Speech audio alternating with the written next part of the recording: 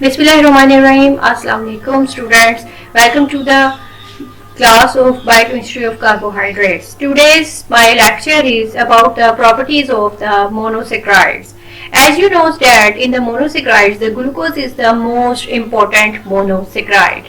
The glucose has very much bigger importance in all the monosaccharides. Because of that,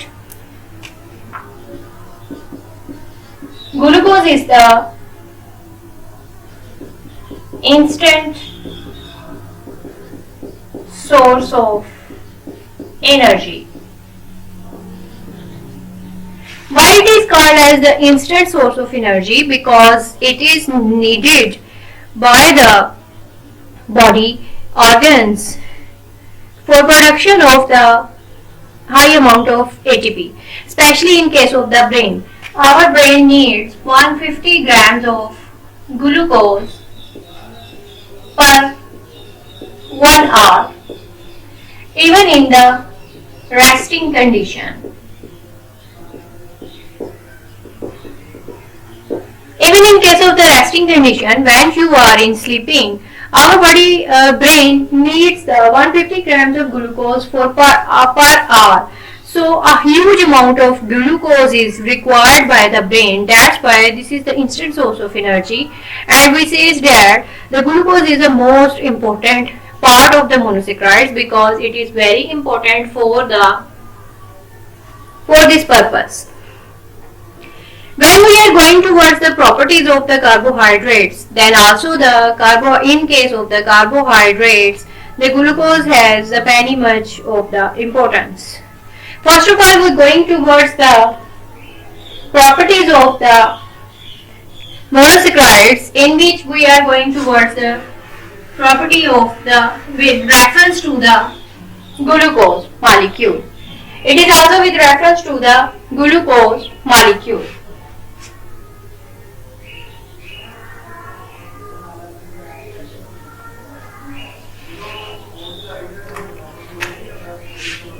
In case of the monosaccharides contains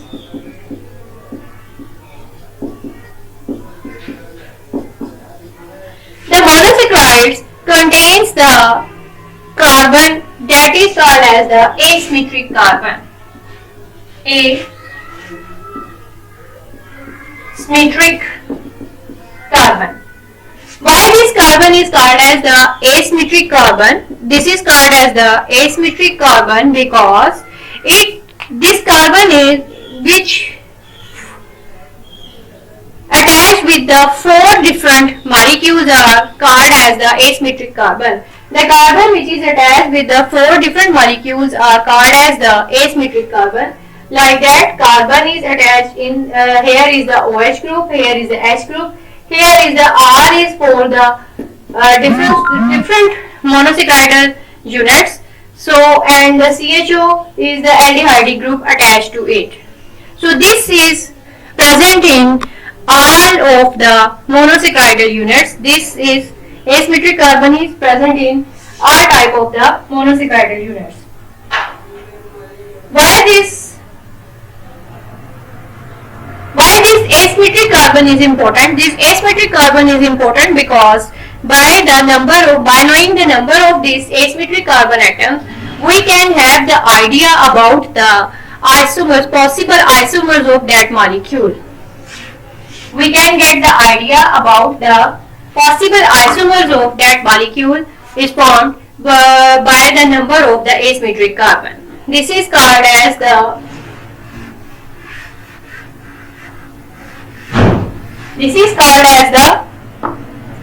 rule, Wandsworth rule of N. This is called as the Wandsworth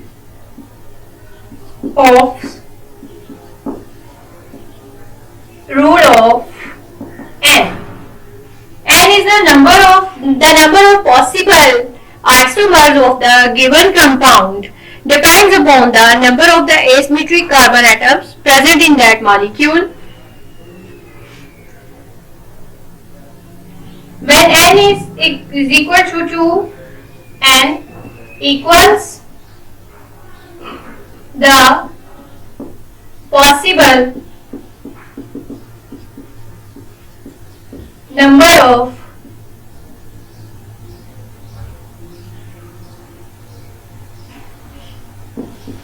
isomers of that compound and represents the asymmetric carbon atoms present in them. Asymmetric carbon atoms present in them.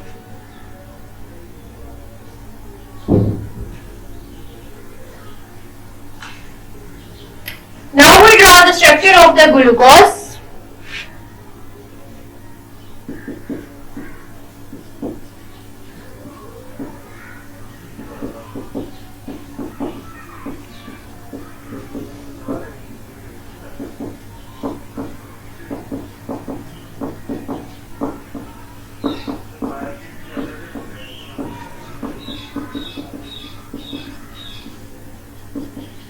This is the general structure of the glucose.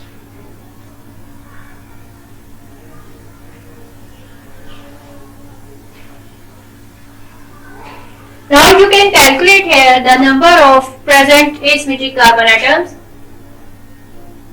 This is asymmetric carbon atom 1, asymmetric carbon atom 2, asymmetric carbon atom 3 and asymmetric carbon atom 4. Here is the 4 asymmetric carbon atoms are present.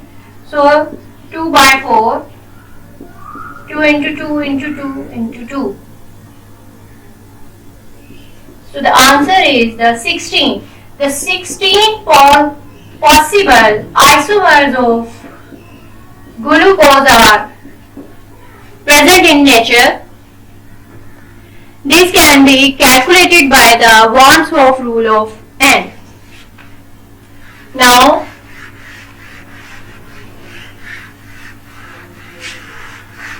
the next property of the monosaccharides or the glucose with reference to the glucose.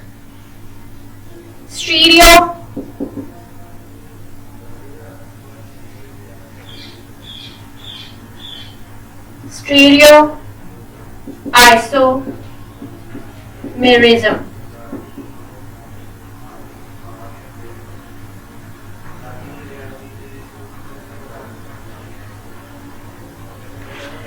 As you know that the asymmetric carbon atom, presence of the asymmetric carbon atom in the compound is the rule for that this compound contains the isomers.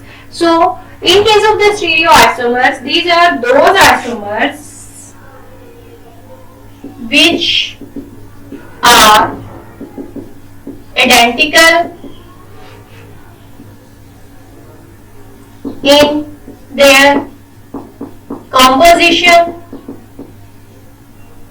and only differs in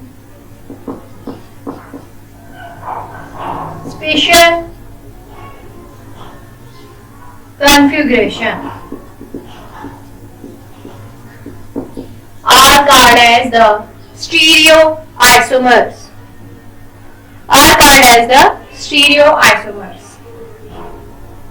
Two such isomers of glucose are the D-glucose and L-glucose. They also are the mirror images. Stereoisomers are also the mirror images of each other. They are the mirror images of each other.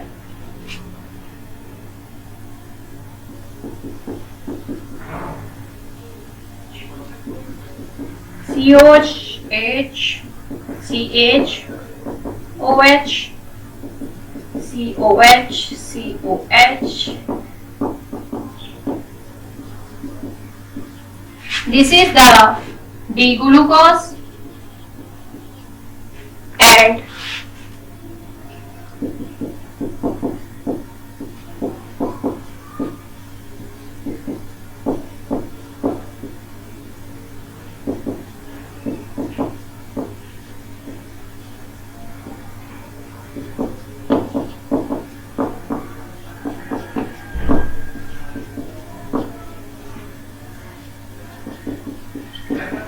This is the L-glucose. These both are the mirror images of each other. Like that, here is the OH group is there, OH group is on that side, OH group is on that side. But in this case, these OH groups are at that side. So they are the mirror images of the each others, and they are called as the stereoisomers.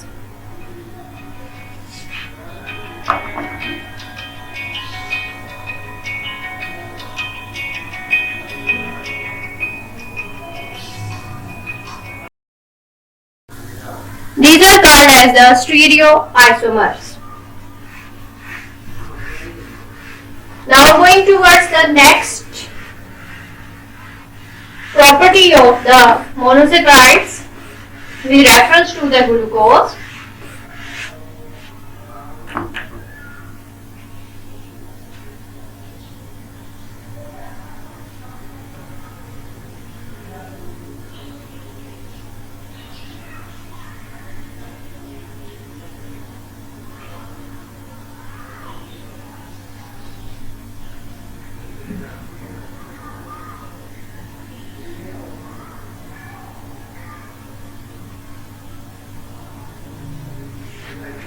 D series and the L series. The orientation of the H and OH groups around the carbon atoms just adjacent to the terminal primary alcohol carbon, C atom 5 in glucose, determines the D and L series. When the OH group on the carbon atom is on the right side, then it belongs to the D series. And when the OH group is on the left side, then this member is called as the L series. Most of the monosaccharides occurring in mammals are D sugars, and the enzymes responsible for their metabolism are specific for this configuration. Now with reference to the other D and L series.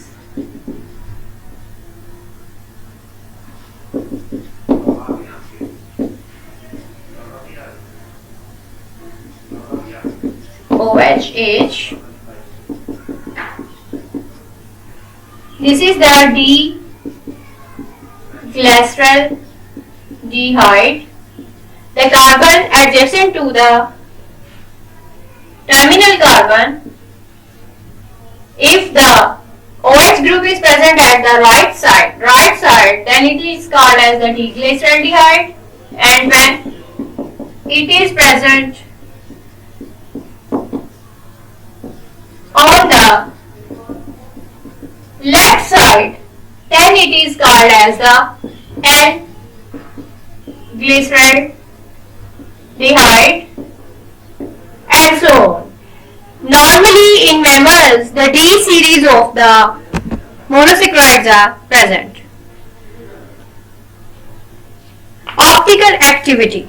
Next one property of the monosaccharides is optical activity.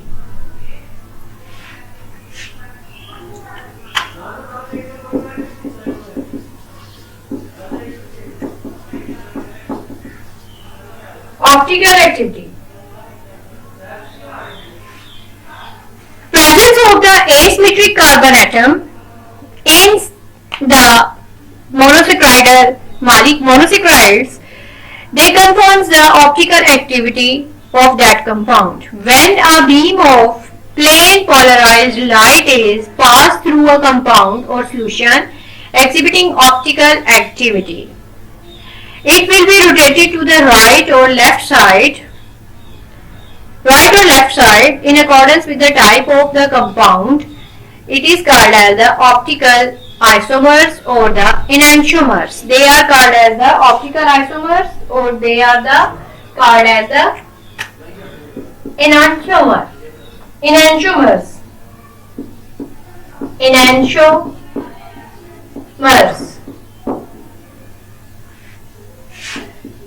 Either they are the dextro rotatory or the levorotatory. Dextrorotatory is denoted by the small d or by positive sign. This is denoted by the small l or by negative sign. Levorotatory or dextrorotatory. When the compound rotated the plane polarized light towards the left, then it is called as the dextrorotatory, and when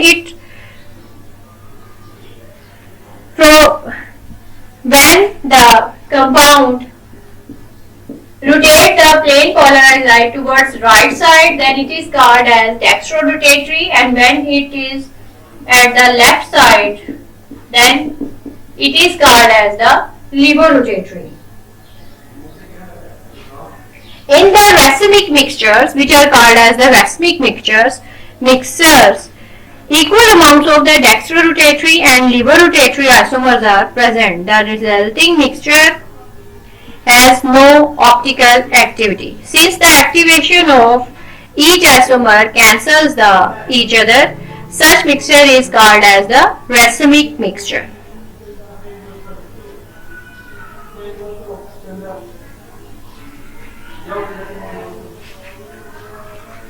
Hope you understand these concepts of the properties of the monosaccharides. If you have any questions regarding this lecture, you may please ask me on my WhatsApp group, or you can email me on my email address, or you can post your questions in the comment section in YouTube channel. Thank you so very much.